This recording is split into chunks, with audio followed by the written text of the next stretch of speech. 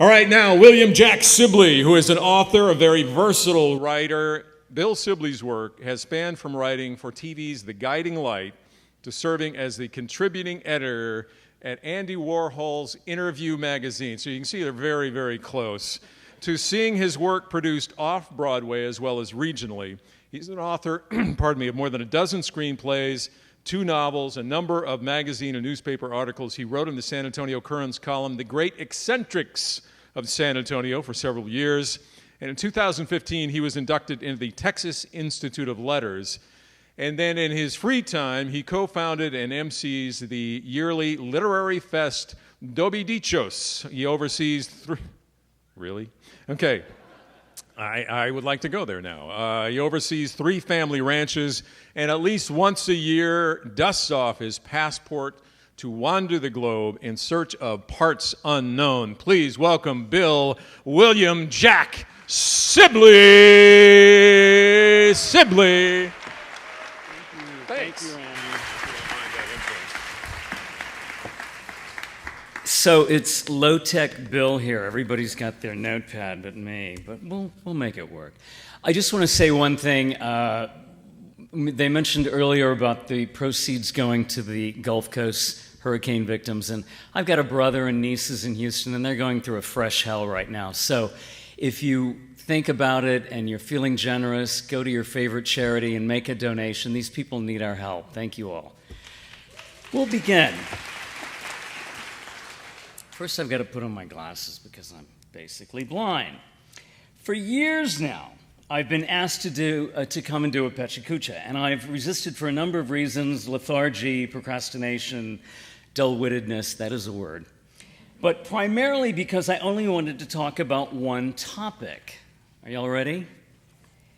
Funeral music. When the roll is called up yonder. You see, I had open heart surgery a few years ago, and naturally I became obsessed with what kind of music they'd play at my funeral.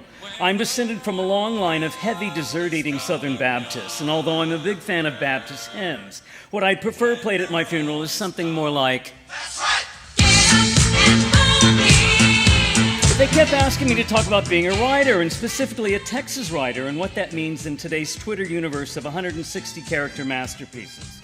So this is going to be about a blending of funeral music and Texas writers, and what could be more appropriate for a Texas funeral and a Texas writer than my own alma mater. My father went to A&M and mother did Baylor and Trinity. We got it covered, folks. I started bringing Texas writers together over 7 years ago in a little ghost town south of here to discuss the works of another great Texas writer and folklorist, J. Frank Doby, native son of Live Oak County, yes. See, my theory about funeral music is that it doesn't have to be so sad and somber, right? Why would you not want to dance and kick up your heels a little? Especially if the person dead and gone requests it of you. Life is short. Happiness is fleeting. Dance at more funerals. J. Frank Doby grew up in deep South Texas in a time and a place where there was no gay pride parade, no Martin Luther King Day, no street named Cesar Chavez. He single-handedly integrated the Texas Folklore Society with its first Hispanic president, as well as the first black member of the Texas Institute of Letters. It was a time like today, far from heaven. To me, heaven is a Broadway show starring a 12-year-old boy named Peter who flies. And this whole funeral thing is just your ticket to admission. You're going to Never Never Land. And the kid flies. And a dwarf that glows in the dark named Tinkerbell will show you the way. Trust me, we've got this heaven thing covered. And a small bit of literary heaven is found when writers from around the state come to Oakville, Texas, drawing on Mr. Doby for understanding where we've been, where we're at, and where we're going by way of the Texas written word. It's a method of checking in and recharging the batteries utilizing an old, reliable outlet. Yes, I grew up in South Texas. My grandfather spoke fluent Spanish from working on ranches with all the vaqueros. To hear your grandfather cuss as eloquently in Spanish as English is the true meaning of the phrase bilateral talks. I don't want to go to heaven without Lola Beltran. I've been a writer now for over 40 years. Novels, plays, screenplays, teleplays, periodicals. I always joke the next thing for me is greeting cards. What I hate about writing is how fricking hard it is to write well. What I love about writing is when you finally get the page done and you look at it and you say, nobody else could do this. Revolution will not be televised. Gil Scott-Heron wrote The Revolution Will Not Be Televised in 1970, and it became an anthem for young visionaries who felt strongly that something was not quite right with their country or their leaders, and that something had to be done to turn around the fear and ignorance that had overtaken the land. Of course, that was a long time ago, so none of it applies today, right? What I love about all artists is that they show us ourselves through a refracted prism. You experience other facets of your own life simply by being open to exposure. Bringing writers and performers together once a year to interact through a long-dead author's unambiguous slant on life is a process of both expansion and revision for everyone. And speaking of existentialism, Frank Sinatra, cooler than cool, the king of fuck it, ring-a-ding-ding, sang Freud. An American prodigy who clearly understood the gossamer thread between flash and nuance. Look down that lonesome road before you travel on. Look up, and seek your maker before Gabriel blows his horn.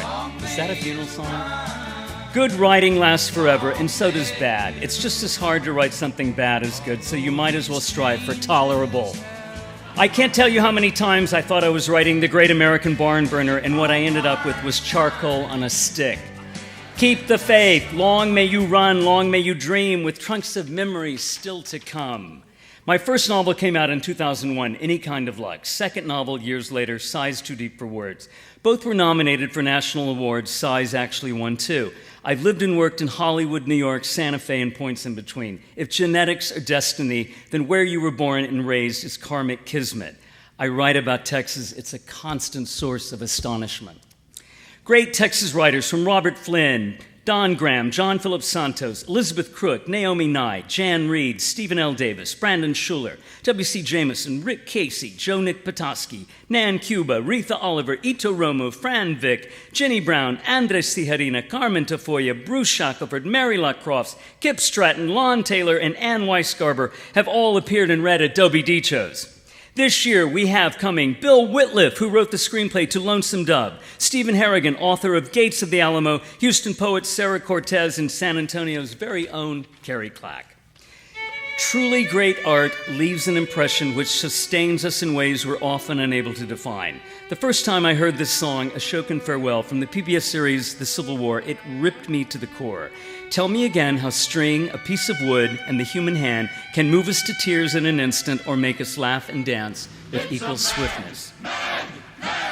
And so I've told you a little about my writing, my writers' event I hold every year, my taste in funeral music. What I've neglected to mention is that I've seen every old movie on the Turner Classic Movie Channel at least 7 times. So if you want to ignore all this sage advice I've offered tonight, just play the soundtrack to It's a Mad, Mad, Mad, Mad World at my funeral. I leave you now with 2 thoughts. Why not go out this week and buy a real book made with real paper, a jacket binding, and reeking of the sweat, tears, and rapture of a by God Texas author? Who knows? You may even read it. And finally, I give you the ultimate funeral song that has ever been written. I wish you all gleaming palominos and Western fringe jackets.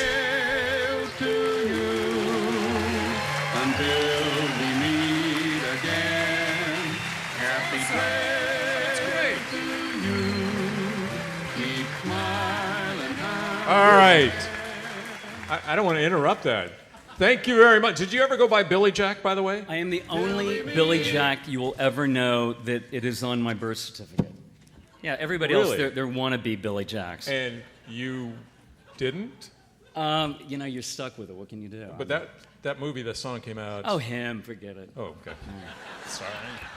Poser. Awkward. Obviously, you write so incredibly well, but have you been on the stage before? I have. I can tell. I mean, in a good way. That's good. Okay, how did you get from UT, first of all, to the guiding light and all that? Was one of your first ones, or how did you get to... It's such a long story. Okay, I was in New Dramatist, which is, you have to be invited to be a member if you're a playwright in New York. And I became a member, and the people from Guiding Light, Procter & Gamble, Search for Tomorrow, The Secret Storm, does anybody remember these? They came over and they said, we want you to be a writer for us. And I said, oh, shit, I'm a soap writer. And they said, no, you write dialogue. You write the way people talk, which is different from the way people talk. Does that make sense? I want another baggie. Anyway, I'm they sorry. paid really well. Okay. And now, where is the Dobie Dichos and when? Oakville, Texas, an hour, 15 minutes south of San Antonio. Oakville, when you go to Port Aransas, when you go to Corpus, you pass Oakville.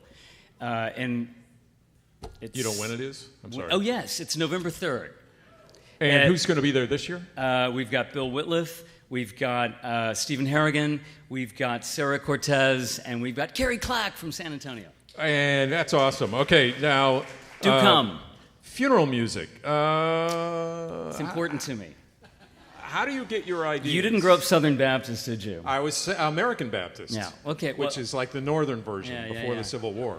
I Seriously, they split. just don't want to hear that whiny music at my funeral, and I'll be there. Okay. Yeah.